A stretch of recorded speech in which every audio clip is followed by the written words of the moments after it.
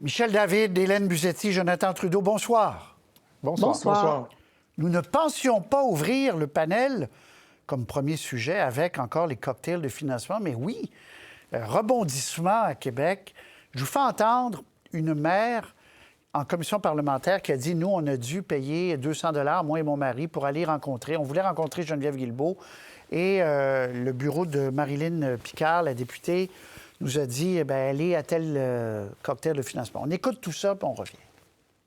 Un restaurant, il y avait une activité de financement. Il nous a dit, vous achetez les billets, puis vous rencontrez la ministre. Vous avez 2 minutes chacun avec la ministre. Honnêtement, quand j'ai quitté l'endroit, j'étais vraiment déçue. Et j'ai trouvé ça inacceptable qu'on nous demande de payer 200 $. Je tiens à dire, moi, je parlais pour moi, Geneviève Guilbeault. Personne n'a besoin de payer pour me parler. Et mon intégrité, moi, je dors avec ma conscience toutes les nuits parce qu'il y a beaucoup d'articles sur les financements et tout ça. Le financement, là, ces règles-là ont été décidées par tous les partis politiques ensemble. Bon, il y a quelques minutes, la députée de Soulanges, Marilyn Picard, a écrit ceci. Donc, elle reconnaît qu'il y a eu une maladresse, une faute. C'était une erreur de jugement. Je m'en excuse sincèrement en mon nom et celui de mon équipe. Je fais de la politique pour aider les gens avec une sensibilité particulière pour ceux qui sont et qui ont été confrontés à de lourdes épreuves. C'est le sens de mon engagement. Et d'ailleurs, Marilyn Picard elle-même, qui a perdu son beau-fils dans un accident de voiture. Donc, tout ça, c'est des gens qui sont sincères dans ce sujet-là. Bon. Premier tour de table avant de vous faire entendre l'opposition, parce que bien sûr, on est reparti. Mais premier tour de table, Michel David, qu'est-ce que vous avez pensé cet après-midi quand vous avez pris connaissance de tout ça? Bien, comme tout le monde, je me suis dit, ça n'a pas de maudit bon sens. Puis là on ne parle pas simplement d'un manque d'éthique. Ce qu'on ressent, c'est un manque d'empathie. Tout le monde va dire, ça prend-tu des maudits sans cœur pour dire à une mère et un père qui ont perdu leur fille et qui veulent rencontrer la ministre. Et il faut dire que ces gens-là militent en plus pour un organisme là, qui lutte contre l'alcoolémie au volant et qui se font dire, vous allez rencontrer, ça va vous donner 100 $ et puis vous allez avoir 2 minutes. Je comprends que la députée là, dont le bureau a donné cette directive-là est chavirée, mais si ça s'est fait, c'est parce qu'il y a quelqu'un, il y a une directive quelque part qui dit, bon, ben là, pour un ministre, c'est 100 $ puis c'est 2 minutes. Alors, cette personne-là a opéré comme si c'était un cas normal, entre guillemets. Mais là, vraiment, c'est plus choquant, je pense, que tout ce qu'on a entendu jusqu'à présent au cours des dernières semaines. OK. En tout cas, il y a des ingrédients pour que, effectivement, que ça soit plus choquant. Hélène? C'est un cauchemar de relations publiques. Ouais. Je veux dire, c'est absolument assassin, cette histoire de financement, de cocktail de financement commençait à s'estomper. Je ne sais pas si c'est Michel qui disait la semaine dernière, mais en tout cas, que ça continuerait probablement parce que des vieilles histoires, même si la CAQ a arrêté de permettre ces cocktails de financement, les vieilles histoires continueront à faire surface. Et bien voilà un cas, et c'est le cas le plus catastrophique auquel on peut penser. Je persiste à croire qu'on est plutôt dans l'ordre de la faute vénielle, mais n'en reste pas moins que ça fait, comme dit Michel, passer pour des sans-cœurs. C'est vraiment le pire cas. Et puis là, ça réactive tout ce dossier-là. La CAQ doit vraiment se mordre les doigts aujourd'hui. Oui, mais je répète, là, Marilyn Picard, on ne peut pas, elle, l'accuser d'être sans cœur. Elle a elle-même connu les affres de perdre des gens dans des accidents de voiture, mais il y a quand même eu quelqu'un qui a eu le réflexe, Jonathan, de dire, mais ça veut voir, s'ils veulent voir la ministre tant que ça, bien, il y a tel cocktail, ça va être 100 $ chacun.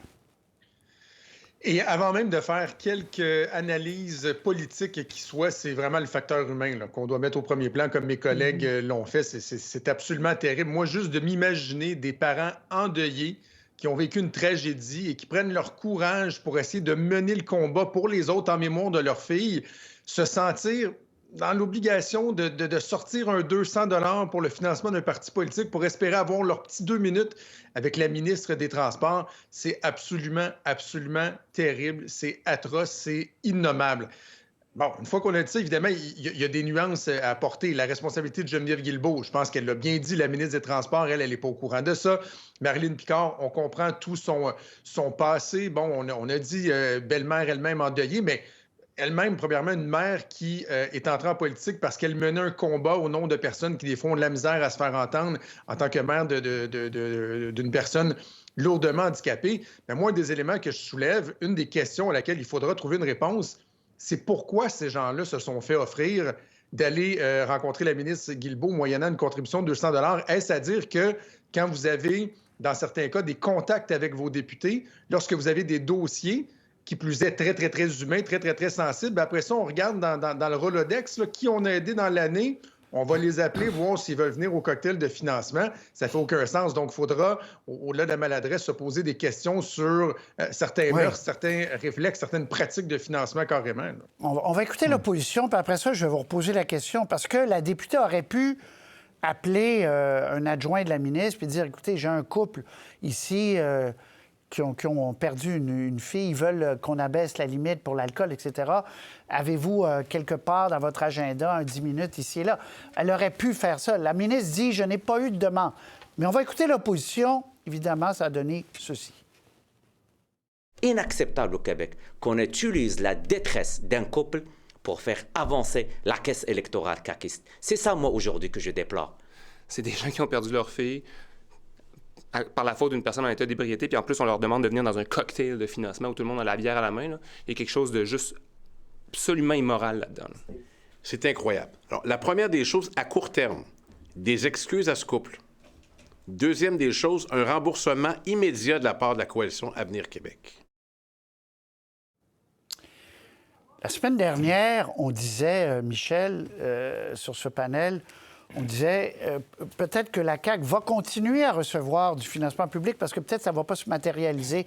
Après la journée d'aujourd'hui, s'il y en a qui avaient des doutes, je pense qu'ils vont aller au bout de cette idée, réfléchie ou pas, de M. Legault, Michel. Oui, bien, dans l'immédiat, il est clair que M. Legault ne va pas changer d'idée encore une xème fois là-dessus. Mais écoutez, on verra là, dans 1 an, 2 ans ce qu'il en sera. Mais dans l'immédiat, c'est clair qu'il n'y aura plus de cocktail de financement. Mais l'immédiat, là, c'est de gérer ce désastre médiatique-là là, pour le gouvernement. Écoutez, l'opposition, je comprends qu'il faut que tout le monde là, se répande en larmes, mais ils ont bien, honnêtement, il faut le dire, manœuvré. Là. J'ai l'impression que on a vu M. Deradji qui interviewait la dame, et il était avec eux en conférence de presse. Je pense que, en tout cas, tout porte à croire que c'est eux qui les ont invités à comparaître en commission parlementaire. Et c'est bonne guerre, ça ne change absolument rien à l'horreur du cas. Mais là, l'opposition va aussi devoir pas en mettre trop non plus, là, parce qu'on peut dire le gouvernement, c'est effrayant, il se finance avec la misère des gens, mais il ne faut pas non plus que l'opposition, dépasse la ligne. Perdre le sens de... Oui, voilà. oui. Dernier tour de table. Hélène Jonathan là-dessus. Hélène. Oui, je suis assez d'accord avec Michel. Il faut faire attention à l'instrumentalisation de ce couple. Quand l'opposition dit qu'il faudrait aussi les rembourser, il faut faire attention aussi parce que ces gens-là n'étaient pas obligés d'aller là. Et ils ont quand même fait le choix de payer pour assister au cocktail. Moi, ce qui m'interroge, c'est comment se fait-il, comme vous l'avez dit juste avant les extraits, comment se fait-il que la députée n'a pas appelé le cabinet de la ministre ou, au pire, comment se fait-il qu'elle n'a pas au moins suggéré à ces gens d'appeler eux-mêmes au cabinet de la ministre pour réclamer une rencontre, puisque, après tout, ça relève de la question du transport. Alors, il y a quand même quelques questions là-dessus, mais je pense que par décence, là, je crois qu'on devrait peut-être pas trop s'épancher sur ce cas-là plus qu'il n'est nécessaire. Oui, parce que c'est exactement. Jonathan, à la fin, le couple a décidé d'y aller et, bon, bien sûr, j'aurais aimé que ça se passe autrement, mais c'est comme ça. Jonathan. Conclusion. Bien, ce qui est d'autant plus incompréhensible, c'est que Geneviève Guilbeault a expliqué qu'elle a eu des contacts avec le bureau de la députée sur ce dossier-là, suite à une première prise de contact au mois de juin. Donc, c'est là où j'ai de la misère d'y voir autre chose que de dire à des gens que vous aidez pour un dossier, bien, vous savez, on a peut-être une opportunité pour vous de pousser ça plus loin, d'aller dans un cocktail. Maintenant, moi, l'élément sur lequel je veux conclure, c'est que j'ai trouvé que Geneviève Guilbeault, comme à son habitude, a été très efficace en termes de communication. Bon, c'était clair sur le fait qu'elle n'a pas de responsabilité directe dans tout ça, mais il manque un élément dans le discours de Geneviève Guilbeault et dans le discours du gouvernement jusqu'à maintenant, qui est en gestion de crise, c'est de condamner sans équivoque le fait qu'il y a eu une démarche auprès de ces parents-là. Là, on est dans le... Bien, vous savez, moi, je les aurais rencontrés, puis on fait le financement comme il se doit, etc. Moi, on utilise souvent l'expression « envoyer une personne en dessous de l'autobus ». Je ne connais pas la personne qui a fait cet appel-là, qui a sollicité, et peut-être que Marilyn Picard est bien entourée. Mais une chose est certaine, c'est que la CAQ ne peut pas accepter ça, ne peut pas tenter de défendre ça, ne serait-ce qu'un seul instant, doit le condamner de toutes ses forces et agir en conséquence et rapidement. D'où la note de Mme Picard tout à l'heure qui s'excusait, parlant d'un manque de jugement. Est-ce que c'est elle ou pas? Bon. Vol d'auto! Alors, c'est intéressant. On va écouter M. Trudeau et M. Poilievre. Parce que M. Poilievre disait on veut plus de gadgets, là, électroniques pour le 24, pour le port de Montréal. On veut des peines plus sévères. Aujourd'hui, on veut des peines plus sévères. Effectivement, dit tout le monde. Alors, on va écouter 2 extraits, on revient. On travaille aussi pour que les différentes autorités policières puissent mieux collaborer, que ce soit les services de police locaux, régionaux, provinciaux, ferroviaires ou internationaux. Les services frontaliers donnent déjà suite à toutes les informations données par les policiers. Alors, avec plus d'informations pour eux, on va pouvoir intercepter encore plus de vols. Et plus on va travailler ensemble, plus on va pouvoir freiner les exportations et les ventes illégales. Article dans le CTV. C'est un article sur un gars qui s'appelle Mark Roos. Son Dodge Ram a été volé. Heureusement, il avait un Apple AirTag dedans. Et ça montrait que oui, c'est allé au port de Montréal. Quelle coïncidence. Donc, il était heureux. Il a appelé les policiers. Les policiers ont dit « on peut rien faire. C'est l'agence qui doit faire quelque chose. » Donc, il a appelé l'agence. L'agence dit « oh, il faut appeler les policiers. » Imaginez si le port de Montréal avait des scanners pour savoir dans quel conteneur est trouvé le Dodge Ram. Bon. Alors, Hélène, est-ce qu'on a avancé aujourd'hui? Il y a eu une annonce de 28 millions hier de la part du gouvernement. Des scanners, peut-être qu'il y en aura plus. Il y aura en tout cas, l'Agence des douanes aura plus de monde, nous dit-on. Qu'en pensez-vous? Écoutez, vous savez, Patrice, que je n'aime pas être cynique, mais quelle perte de temps, à mon avis, aujourd'hui, que ce sommet sur les vols de la voiture. J'ai écouté à peu près les 3 premières heures ce matin et essentiellement, on a eu droit à une parade de gens qui sont venus nous faire leur petit laïus et ils nous ont pas dit grand-chose qu'ils n'avaient pas déjà dit dans un forum public ou un autre. Le problème, c'est pas le sommet. C'est une très, très bonne idée. Le problème, c'était de le faire devant des caméras. C'est pas comme ça qu'on règle des problèmes. On règle pas des problèmes sur la place publique. Il faut pouvoir se parler dans le blanc des yeux. Et ça, on fait ça derrière des portes closes. Pensez-vous vraiment que le ministre Champagne, par exemple, aurait pu dire... Vous, aux manufacturiers automobiles, on vient de vous donner 30 milliards en subventions. Peut-être que vous pourriez en mettre des dispositifs pour retrouver les voitures. Est-ce que vous pensez vraiment que les services frontaliers, par exemple, seraient venus dire devant les caméras voici les ressources qui nous manquent, voici telle chose qu'on aimerait faire mais qu'on n'est pas capable de faire et donnant ainsi la clé au crime organisé? C'est la forme qui était problématique et d'ailleurs, les annonces qui ont été faites, elles ont toutes été faites avant le début du sommet. Oui, Jonathan, le consensus qui semble se dégager, c'est que les peines ne sont pas assez sévères, donc changement au code criminel à venir, ce que demandait Poilievre également en passant. Jonathan.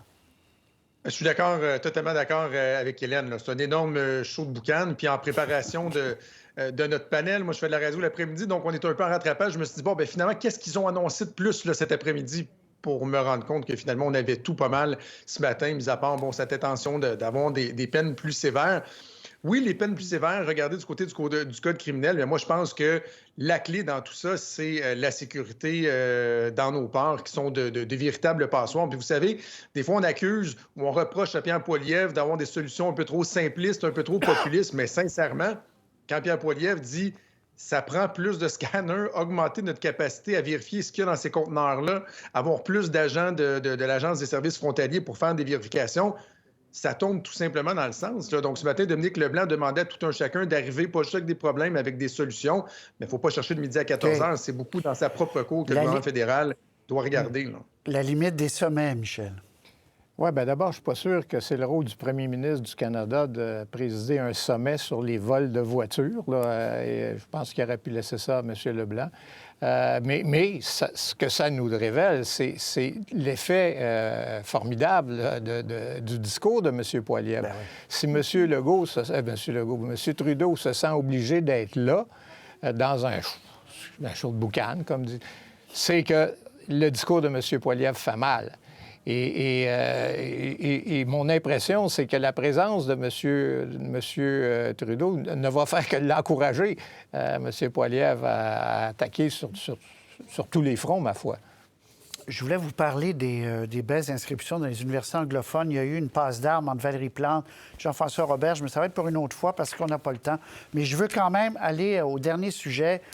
M. Legault, qui a réutilisé l'expression « je suis triste », il dit que les projets comme Nordvolt, par exemple, se butent à trop de contestations. Il dit pourquoi on ne peut pas faire des grandes choses? On écoute, on revient. Quand je regarde certaines personnes critiquer sans nuance les projets de développement économique au Québec, ça me rend triste. Je me dis aujourd'hui, là, avec ce genre d'attitude, on ne serait pas capable de faire la baie James. Si on écoutait ces gens-là, ces personnes-là, bien, il n'y a rien qui changerait. On ne ferait rien. Donc, il faut vraiment changer d'attitude. Bon, il avait en tête Nordvolt, évidemment. Rapidement, les trois. Hélène, d'abord.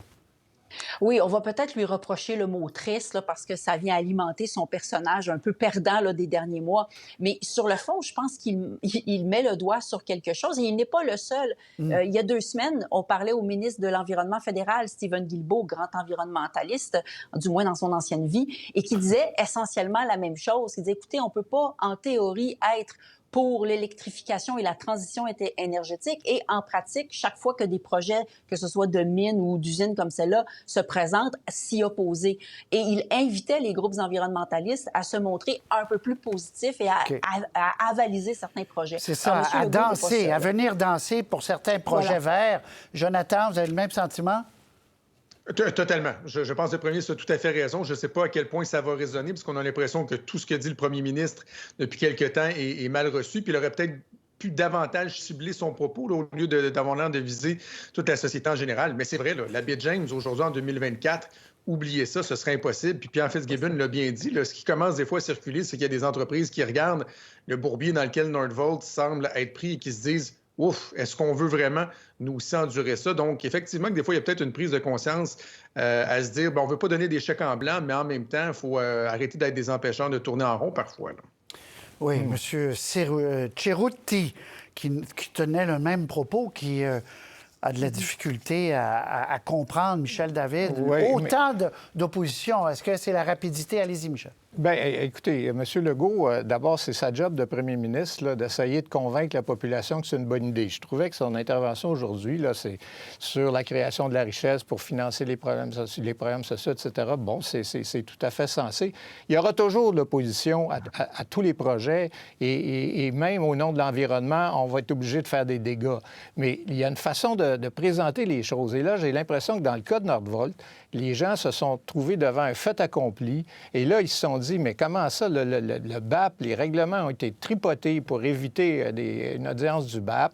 Il y avait un gars qui voulait il y avait un promoteur immobilier qui voulait s'installer là, puis on lui a dit non, l'environnement et tout ça. Alors, on a l'impression que le jeu a été faussé par le gouvernement secrètement. Alors, c'est certain que ça suscite la méfiance. Il va toujours avoir des critiques, mais il faut au moins que le gouvernement mette les chances de son côté. Et il faut expliquer davantage, parce que vous avez raison de le souligner, l'autre projet, apparemment, venait prendre plus des fameux milieux humides que Nordvolt. En tout cas, bref, il y a des seuils qui ne sont pas les mêmes selon le jugement qui vient d'aboutir. Très bien, on parlera des universités l'autre fois parce que ça vaut la peine, cette passe d'armes-là. Donc, à la prochaine. Michel, Hélène, Jonathan, merci beaucoup, encore une fois. Au revoir. Au revoir. Bonsoir. Pour voir nos émissions en entier, Rendez-vous sur la chaîne Ici RDI.